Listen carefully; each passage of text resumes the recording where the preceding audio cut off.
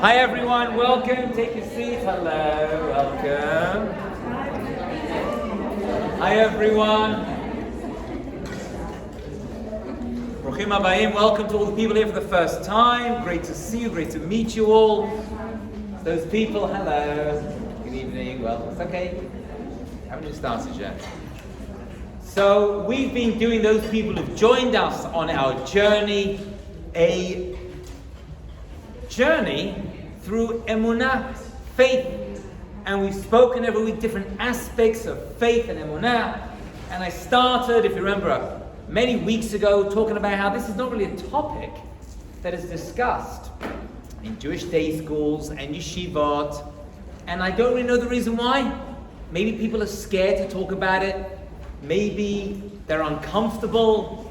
Maybe they think that young people are not able to take in such information. That obviously, you should realize at this point, is not true. Faith, Emunah, is the cornerstone of Judaism, and everything else we've discussed up to this point revolves around that idea. So tonight we're going to look at some people of faith and how they dealt with challenges through the lens of Emunah. So that's going to be today's discussion.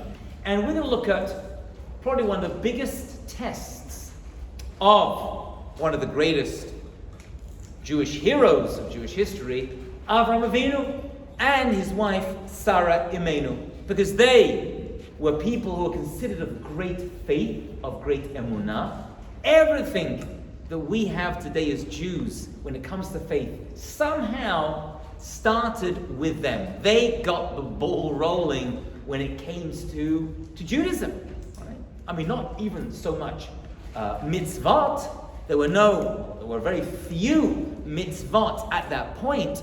So the stories that we hear about in the Torah, in the book of Genesis, don't really involve mitzvot per se, because they were presented later on. So we talk about Avram and Sarah and all the Avodah, Yitzchak and Yaakov, and all the stories that we are presented in the Torah and in the Gemara and all the other Midrashim.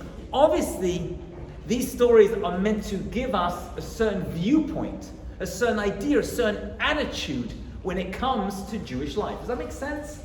Because the mitzvot were not given to Avraham Avinu. So what's he doing there? Just begin the Torah at Mount Sinai and, Shalom Al Yisrael. And that's what, but no. We can't just start with that. We've got to meet some people. We've got to see how they prayed, how they acted, how they dealt with challenges and tests. And that's going to be today's discussion. We're going to focus on two major areas, two major tests. We know that Abraham was tested, the Torah tells us, with how many tests? 10. There were 10 nisyonot, 10 tests that Avraham had to go through. It's actually a dispute what actually makes up those 10 tests, or the order of them is. However, two of them, pretty much everyone agrees, were tests of Abraham. The first one, which we're not going to speak about today, was the one of Lech Lecha. Lech Lecha was a test of faith, Emunah, that Abraham had to do when he was told to leave his old home and leave Ur Kasdim and make his way to the land of Israel. That was a big challenge, big test. That's not what I want to discuss today. I want to talk about the last test, test number 10. Does anyone know what test number 10 of Avraham Avinu was? His biggest test of faith, probably the most misunderstood episode, as far as I know, in the entire Torah. Akedat Yitzchak. The binding of Isaac. Let's put some context into this story, just to flesh it out a bit. We know that Avram and his wife Sarah were not able to have children. What was very strange is that they were promised children by God, and yet a child was not presenting itself. And that happened for year after year and decade after decade until Abraham was 100 years old and Sarah was 90 years old, and she, the Midrash tells us, wasn't able to even have children. Forget the age thing. We'll leave that aside. I mean, maybe IVF was even better back then. I don't think it was. Right, we'll leave that aside. She didn't have the kalim. She didn't have the vessel, the human body to even hold and carry a child. Comes along this angel after Abraham, and of course Sarah had prayed for years and years. Of course, if you remember, not tonight's discussion, but very interesting. Abraham is told by Sarah, his wife, to have a child through Hagar, which actually, people don't realize, is the first case that I know of in history of surrogacy. Right? Hagar was actually merely a surrogate. She wasn't just saying, just have a child with someone else and, bye-bye. She was like, Hagar will have a baby, and Hagar agreed to this, and we will bring the baby up, and I'll be part of the upbringing. Unfortunately, the whole thing backfired, had the baby, and then Hagar looks upon Sarah and said, I had a baby straight away through Abraham, and you, nothing at all. Obviously, I'm better than you, and she kind of started to belittle her, and that's where everything started to fall apart. But leaving that aside, eventually Sarah was promised by an angel that she would have a child, and a child she did have. And the child grew by the name of Yitzchak, Isaac, and the child grew up.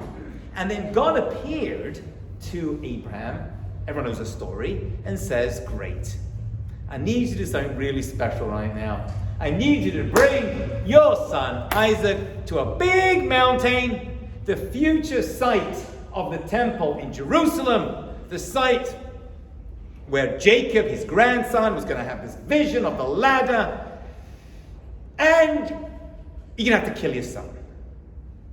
And Abraham was like, I'm sorry, what? He goes, you're going to have to kill him. And Abraham's like, kill my son? Which son are you talking about? He goes, your son. Your one and only son, Isaac. I'm like, the one that I've waited 137 years for. 100 years, and then he was like 37 years old at this point, I think. And that's the son I'm going to have to kill? And he's like, yeah. And people think, wow, what a terrible test to have to go through. It's a very, very strange story. What made this such a faithful, and what's it going to do with us? Because, thankfully, there is no mitzvah to kill your kids. I mean, sometimes we feel like it, but we suppress that feeling, right? We bury it, heaven forbid. I'm only kidding, right? Maybe on the weekends. Okay, so now Abraham is told to go, and this is considered one of the great moments of faith. I want to tweak a few parts of this to make it relevant to us. And it goes like this. You see, Abraham has spent his entire life pretty much doing one thing, and his wife Sarah as well. And that is telling people not to worship idols. Idol worship was big business back then. I mean, it's big business now. Well, American idol worship. But back then it was real idol worship that was big, big business. And the main way that people used to worship idols, for the most part, was to kill their kids, sacrifice their own children, or someone from the community, or someone else's child, and use that as a way to bring blessing to the field, the crops, the rain, whatever it was. And Abraham and his wife spent most of his life walking around telling people, that's not what God wants. God doesn't want you to kill your kids for God. God doesn't want that. I mean, that's easy. Blow yourself up, fly a plane to a building. That's not what we're about. God wants you to live for God and not to die for God. So he's walking around doing this, and he's doing a really, really good job. He's selling moral and ethical monotheism. And this whole thing of idol worship, killing children, no. I mean, people have still yet to learn this lesson, but that's what Abraham is doing most of his life, and he became extremely successful at doing this. Now think about the story a little bit differently. Comes along Abraham, and he's walking with his son Isaac, right? And they're going off. And people approach him, and they're like, hey, Abraham, who's very well known, very, very wealthy, very, very famous. Like, where are you going? He goes, I'm going to that mountain over there. Oh, who are you with? Oh, it's my son, Isaac. This is Yitzchak, my son. You know what I waited 100 years for? Right? So, and what are you going to do with him? I'm going to kill him. I'm sorry, what? What did you just say? Well, I'm going to kill him. Bring him as a sacrifice. What are you talking about as a sacrifice? You spent the past 130 years telling us not to kill our kids. That's all you told us day and night. What is Abraham going to have to do which is a major aspect of his faith. Think about it for a second. It's twisted. Not only does he have to kill his kid, which he really thought he was going to have to do, something even more challenging was now presenting itself, and that is, he's going to have to say, I was wrong. Everything I believed in, everything I put my faith and my life into was one big mistake. He's going to have to say that. He can't be like, well, this is an exception. Like, no. Either that's the rule or it's not the rule. So a major part of life and faith, say the rabbis, is being able to turn around and say, I was sure about something for years and years, and suddenly a new paradigm shift came up, and I was wrong. Now, he wasn't wrong, he was actually right, as we'll see in a moment. But at that moment, as he's making his way to that mountain, he was convinced that he had been wrong his entire life. That was messing with his head. That's a real mind bender to go through. Now let's go back just a minute. Remember, he loved this son, and he'd waited so long, not just because it was his one and only child for his wife Sarah. Also for him, this was the future of the Jewish people. He was building, him and his wife Sarah didn't want babies just to, dress them in nice fancy outfits and take them out in the bugaboo around Central Park. They wanted a real family to create a new movement, which they did. And now they're being told, company done, we're shutting down the entire enterprise. It's all finished. That was really, really difficult. So now, Abraham's told, let's go back just a moment, bring your son, your one and only son, and kill him. Yeah. What would you think Abraham would do? What would be his reaction, which he'd had already? His reaction should be, no, please God, no. I love this son. Why are you testing my faith like this? I love this son so much.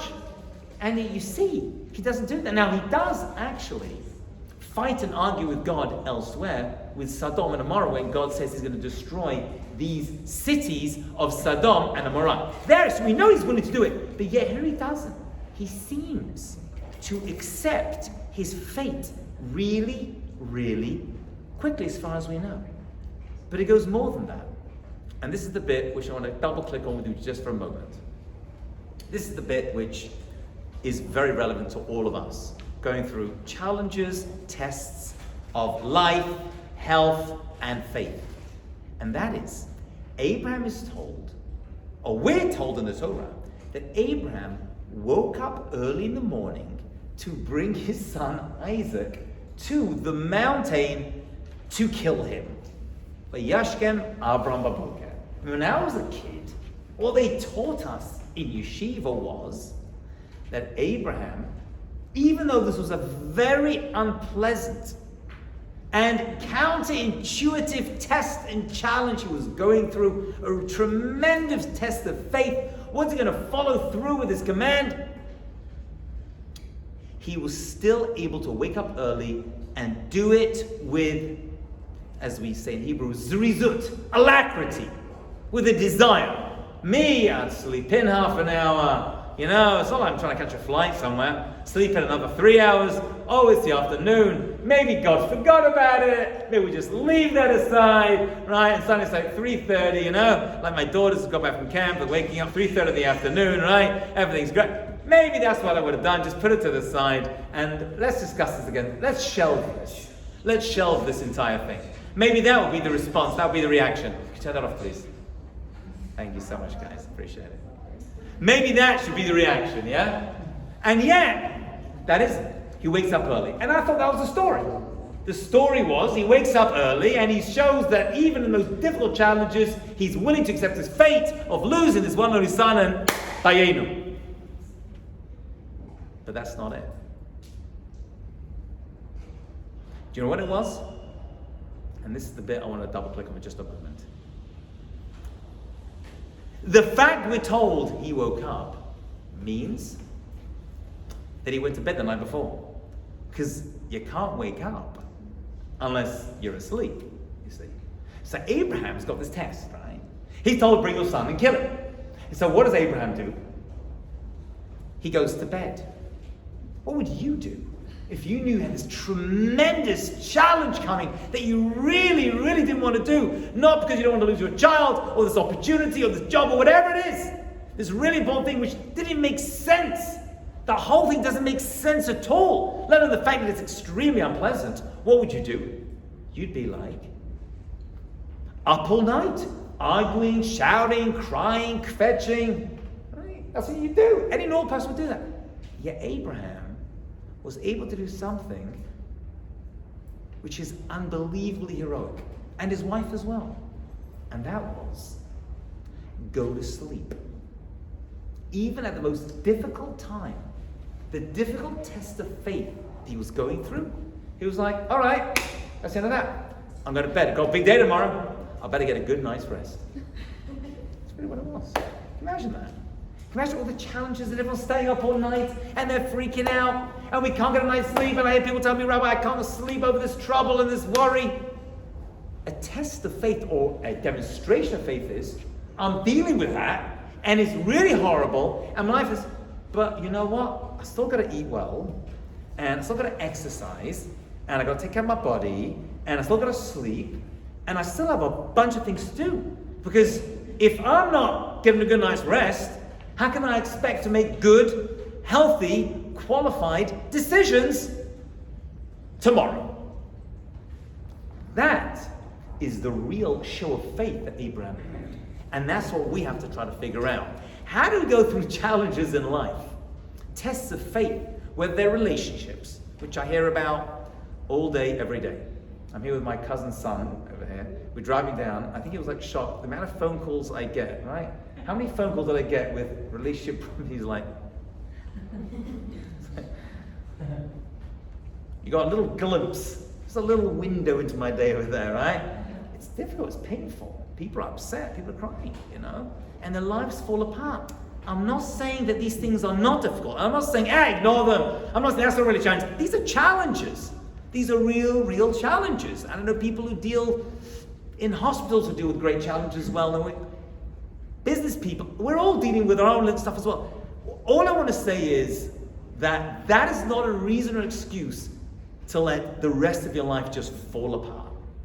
You gotta keep it together. You gotta take yourself physically and emotionally and spiritually, and there's a lot more to do. And Abraham and Sarah taught us that. They went through the most difficult challenge and test ever. Now, as we know, at the end of the story, they didn't kill his son, because you're not meant to kill your kids for God. We know that already. How do you demonstrate that to people?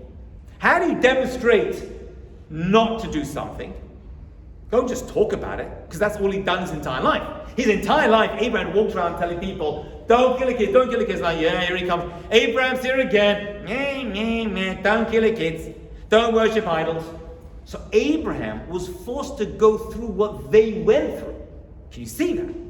He was forced to stand on a mountain. Mountains in Judaism and the Torah always represents places of demonstration, of teaching, of learning.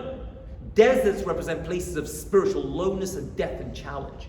So now this became it. God didn't say take him to a basement and shoot his brains out, right? It would be easier. Right? God could have just killed him himself. Instead, he said, go up to the mountain and show everyone this is what we don't do. But that's after the fact. So two things were happening, weren't they? It was a test for Abraham, the 10th test, which means the most difficult test, because each test got progressively more difficult. And for us, it's a lesson, this we don't do. Life is precious. Every moment of life, actually every second of life, is precious stuff, and we are responsible to make it a quality life. Okay, so that's one thing we learn from faith, from Abraham, and the story of the Akedah. Let's jump to another great hero and heroine of Jewish history, and that is Rabbi Akiva. Rabbi Akiva, since we're talking about people and faith, oh, by the way, as a side point, I never saw this inside, but I heard this from one of my teachers who was a student of a rabbi who lived on the Lower East Side, Rabbi Moshe Feinstein. You heard of this rabbi? He was very, very humble, very, very great rabbi, considered the Gadol Hador, which means the great rabbi of the generation, and big questions, especially medical questions. His son-in-law was a doctor. When they came to him, he said, I can't do it, I'm not qualified. don't ask me these questions. It went around to every single rabbi, everyone ended back on his lap again. He had no choice but to answer it, right? There's many famous cases of dealing with Siamese twin questions, and medical problems came to him. He was a tremendous expert. His writings are famous in that. So he, I think he was in Russia, and he was caught by the KGB, or whatever it was, very early in his life, and he was taken for interrogation. It was just a terrifying experience to go through, right? Go through this interrogation. And what they used to do was, before they would interrogate you, they would put you in a room with a small chair, if that, and they would leave you in there for an unspecified amount of time. That was terrifying, right? Just to get your kishes going. People would be pacing around, terrified. It could be 10 minutes, it could be 2 hours, it could be 10 hours. Right? Menachem Begin actually went through the same thing. And they'd leave you in there for a long time, and you would walk around, you would pace, you'd be terrified. So they say about Rabbi Moshe Feinstein, they brought him in there, they sat him down in a chair, and he went straight to sleep. He just fell asleep. And they came in like 3 hours later. I had to wake him up. Okay, we have to interrogate. He goes, okay, let's go. It's a level. I'm just saying that there are people who are able to have a level of faith in God that it is what it is. Nothing I do about it. And I'm tired. I'm going to get shluf. I'm just going to take a little siesta because nothing I can do anyway. That's a level there. You know what I'm saying? It's like that's an Abraham type of experience. I just put those two stories together. It came to my head. Anyway. Let's go to Rabbi Kiva. So Rabbi Kiva, we know, was someone who was tested great with faith as well. Interestingly, Rabbi Kiva and Abraham have something in common, and that was both of them grew up knowing nothing. Right? Abraham, because there was no one to teach him, and everyone was involved in idol worship in his day, and Rabbi Kiva was an ignoramus, right? Until the age of 40, 40 years old, he knew nothing, right? He knew nothing at all. Actually, and it's hard to believe this, but the Gemara tells us that he hated rabbis. Who could hate a rabbi? They're so sweet and cute. And actually, students said, how much did you hate? Because I hated them so much, I wanted to bite them like a donkey. And there's like, what's a strange thing to say? Bite like a donkey. See? Bite like a dog. He said, no, when a dog bites, it gives a flesh wound. When a donkey bites, it breaks the bone as well. That's how much I hated them. Boom. You thought there were self-hating Jews out there. Rabbi Kiva was a big self-hating Jew, and he came back, right? So Rabbi Kiva, we know, was 40 years old. He had a certain epiphany. He saw, experienced, and water, rock. It's a long story, whatever happened to him. He was dealing with the Romans in his time. The temple was destroyed in his days, and he was going through a lot of personal and Jewish challenges were happening at that time in Israel, where he was living. So the Gemara tells a very interesting story, which some of you may have heard before, but let's analyze it for just a couple of moments. Story time with Rabbi Hadjov tonight. He doesn't like stories. So the story is told that Rabbi Kiva lived a certain mantra. There was a certain motto. You'll hear this a lot, actually. For example, Pirkei Avot is always full, God bless you, always full of people who have certain things they would always say. I never got that. He used to say, Hu haya omer. Actually, he said a lot of things. What they mean is that this was something that he really, really made the focal, or she made the focal point of their lives. That's what it really means. Right? This became their raison d'etre. Right? If you want to look at through Kabbalah, some say this was the tikkun and then the neshama. Someone actually just left me a voice message. How do I know if my previous reincarnation, right, what I need to fix from a previous incarnation? She's Sephardi, obviously. Ashkenazi women don't ask me that. Only Sephardi women ask me such things, you know what I'm saying? You don't get from Ashkenazi women. Hi, it's Mrs. Goldberg. Hi, Yachani Goldberg. My last incarnation, what was I, a frog? No, you don't get it, right? Sephardi women, they want to know, right? And is there a ghost in my basement? Besides that, right? That's all they want to know, right? So, Rabbi Kiva now used to live this life of this mantra, and his mantra was, anyone know what Rabbi Kiva's motto was? Kol da'avid Rahmana l'tavavid. Whatever God does is for the best. That was his mantra. That was his statement of faith. His statement of faith that he lived day and night was Kol da'avid Rahmana l'tavavid. And the Gemara says, I'll prove it to you. One time he walked into a city, a small town, village actually probably, and he wanted to spend the night. Right? And for whatever reason, he was escaping the Romans, actually. There was a very specific reason. And they said, listen, if we put you up in this town, if the Romans discover you're here, they'll kill you and they'll kill us for protecting you. We're not going to keep you in the town. So they kicked him out. They wouldn't hide him. Imagine that. They wouldn't hide Rabbi Kivas in their town. Terrible. So he had to spend the night in the forest. And he had with him, anyone remember? He had a cow, a rooster, and a lamp, a torch, a fire lamp. So he goes out into the forest and has to spend the night there. And what happens? A gust of wind comes and blows out his torch. He's got no fire. That's the end of that. Right? And there's no matches in those days. No fire, right? You ain't eat anything hot, right? You're not cooking anything. And I think that a lion came and killed his donkey, was a donkey or a cow, whatever it was. And then his rooster ended up being eaten or running away, whatever it was, when it heard this. And he's now there and he says, Kol davar Rahmana, whatever God does is for the best, because that's his statement of faith. Okay. Next morning he wakes up and he goes to the town and he sees that they were all killed anyway. The Romans came. It was a Jewish town, I guess. They saw the inhabitants and they wiped them all out. And he's like, wow, that's terrible. And had they seen my torch, they would have seen it and they would have caught me. Had they heard my rooster, what noise do roosters make? Don't act it out. Cock-a-doodle-doo, right? Had they heard the cock-a-doodle-doo, right? They would have found me. And they heard my donkey bray. Is that a word? Yes. It is now. Had they heard my donkey bray, they would have found me as well, right? And that would be the end of that. Oh, you see? Boom! You want to know about faith? I'll tell you about faith, Rabbi Kivas. Called Ar-Rahman, whatever God does is for the best. Okay. End of story. Nice, neat, clear. There's just a bit of a problem. The problem is, Rabbi Kivas had a rabbi. It's hard to believe, right? But rabbis have rabbis. Actually, the only sign that a rabbi is that they have a rabbi. And if you talk to a rabbi and say, who's your rabbi? And they say, I don't have a rabbi. They're not a rabbi. Does that make sense? Every rabbi needs it.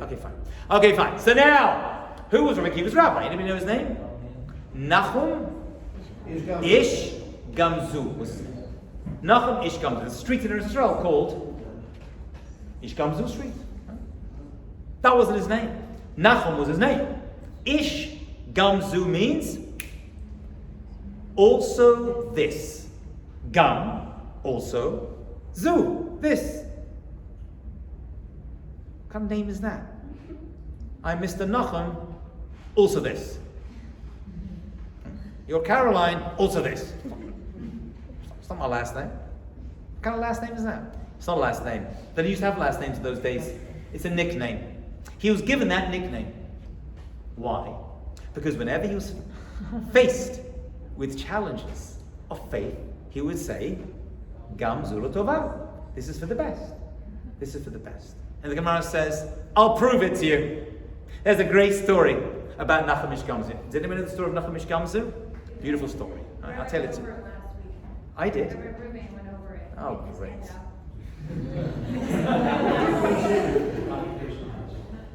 That's fantastic. For those people who were not here last week, I'll tell you anyway.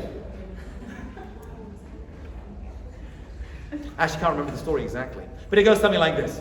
Nachum Ish Gamzu was a miracle man. Whenever they needed miracles, they went to the man of faith. That's what we learn out, by the way, that if you need a miracle, or you need a bracha, you go to people of great faith. They have the ability to harness certain powers. That's why Abraham was given the ability to be mavarach and bless other people. Okay, so it's a good thing to do. So this idea of going to a great tzaddik or a great tzaddiket for a bracha, before shalema, shidduch, and ask for a bracha as well. By the way, as a side point, because I like side points, you learn more from them than the main points sometimes, you don't need to go to a great tzaddik. The Gemara says that even birchat hediot. Hediot means an ordinary person. Actually, the word idiot comes from this word hediot, I believe.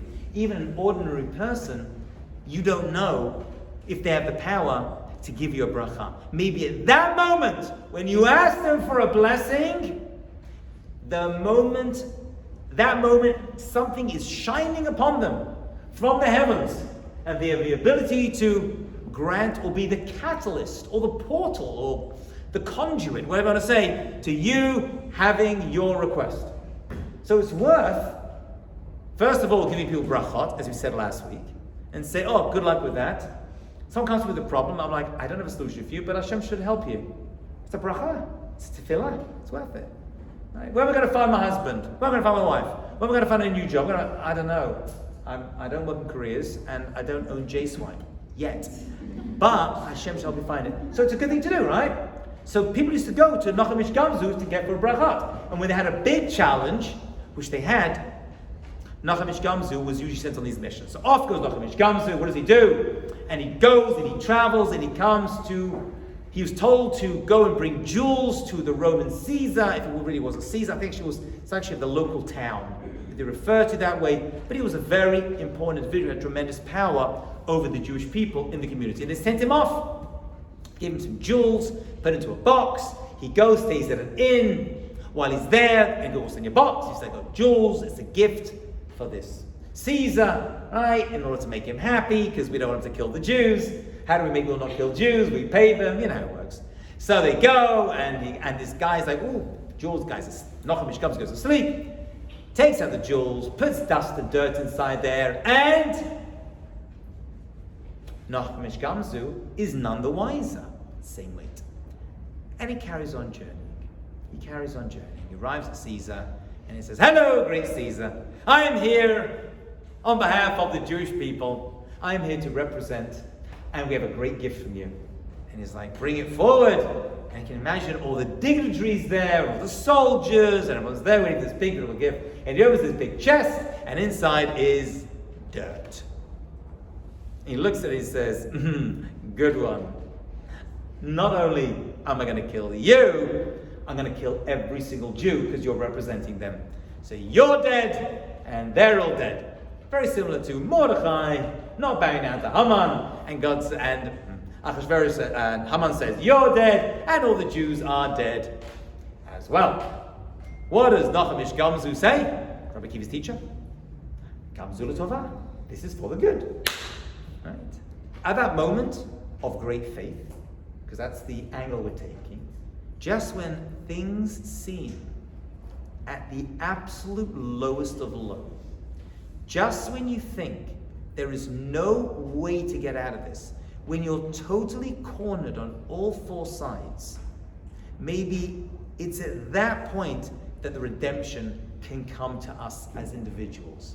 Maybe God has to back us in, and it's like getting worse and worse and worse. You know, it can't get any worse, and then it gets worse, and then it gets a bit. That's when things happen. Maybe because it's only at that point that we have no one else to rely upon but God.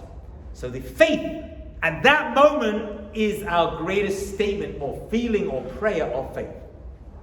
Okay. What happens? Someone steps forward. Right? The Midrash tells us there was actually Elijah the prophet, was dressed up because Eliyahu the Navi keeps turning up throughout history, helping us at certain moments and times. Elijah the prophet turns up and says, "Oh," he's dressed up as a soldier this time. He likes costume parties. I don't know what it is. He's always dressing up as somebody else, right? Maybe Siddur Stephen dressed up as someone, who knows? Right? Fine. And so he says, "Don't worry, this is special magical dirt, O great Caesar, that when thrown at individuals, it turns to arrows and kills them." And it's like, "Well, I'll try it out. And if it's true, you're good to go. If it's not true, you're dead, and your peeps are dead as well." The Jewish peeps, to be specific. Great. What happens then? He tries it out. It works. He says, "Nachum Ish Gamzu, off you go. That was fantastic. Thank you so much." And what does he say? "See, I told you, Gamzu l'tova. It's all for the good." Interestingly, he goes back home, stays at the same inn. The innkeeper hears this story, wondering why Nachum Ish Gamzu is still alive, right? And says, "Obviously the dirt that I gave him is obviously magical dirt. Duh, you dummy." Right? And he takes some more dirt and tries to sell it off to certain important people, maybe the original Caesar. It doesn't work, and he gets killed. So he gets his just desserts as well. Okay, and Nachum goes back, and that's the end of the story. So we have two stories, one about Rabbi Kivas and one about his rabbi, Nachum Ish Gamzu. And seemingly they're telling us the same thing.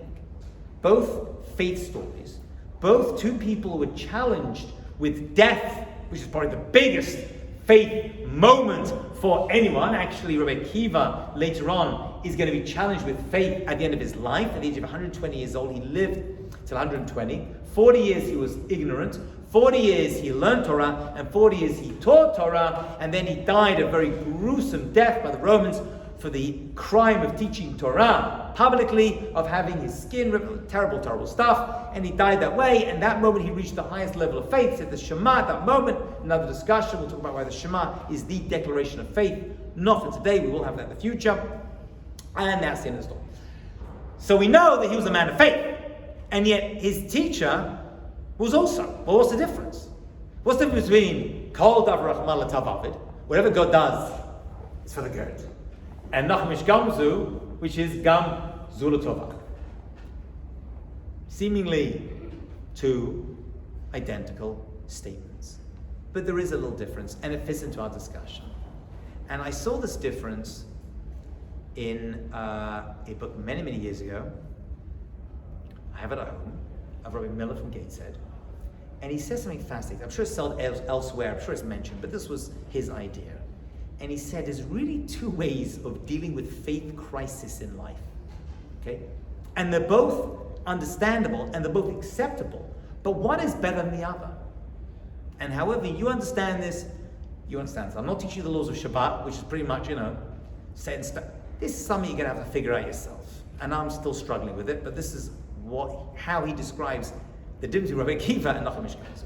And also makes sense by one is the rabbi and one is the student. You'll see that as well in a moment. What was Rabbi Kivas' statement of faith? Whatever God does is for the good. Meaning, right now, this is terrible. I mean, this is really bad.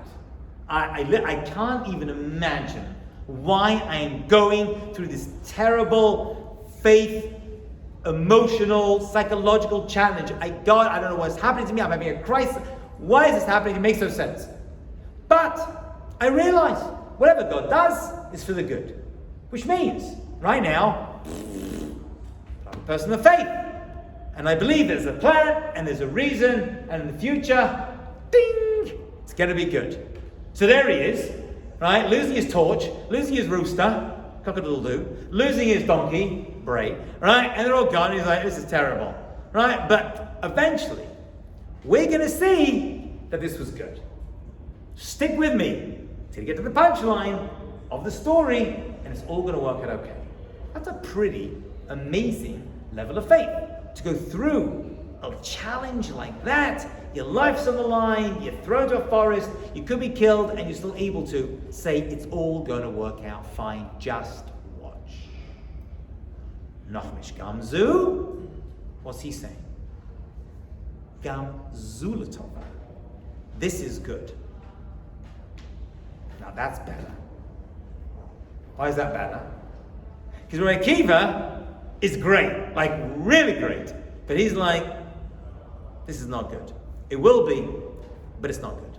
Nachmish Gamzu have the ability, and I'm not at this level, unfortunately, but I've met people who are, who, when they're presented with a major challenge of the Abraham type challenge of losing a child, heaven forbid, or like the big stuff, not like my stuff, I can't find my keys, I'm ready to shoot myself, that kind of thing, you know what I'm saying?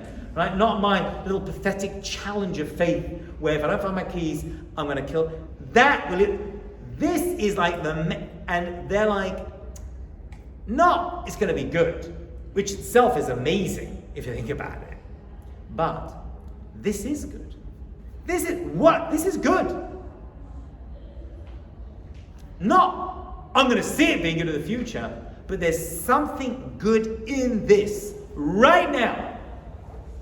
Those are the faith stories you hear from certain people, and you're like, it doesn't make sense to me. It doesn't make sense that this person could be going through such a incredible nisayon challenge and is able to say, no. To you it's a challenge. That's your short-sightedness. I'm seeing this as a potential for increase. It is good now. Again, I'm just telling you what they say and what I've seen.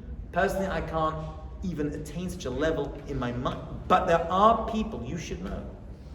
and Abraham was such an individual, and Nachmish Gamzu was such an individual as well, where they only saw good. That is now, if we're at the Rabbi Kiva level, Dayenu. That's pretty good, right? Because it's horrible, but it's going to be okay. Your life is miserable, but don't worry, it's going to work out fine. And that's the advice I dispense, with some tips as well, hopefully, to get you to that point as quickly and as painlessly and seamlessly as possible. But in the end, it's not very nice what you're going through. And you say, I feel terrible, I know this is difficult, I know it's horrible. As opposed to be like, oh, your boyfriend just broke up with you and you're right. That's great.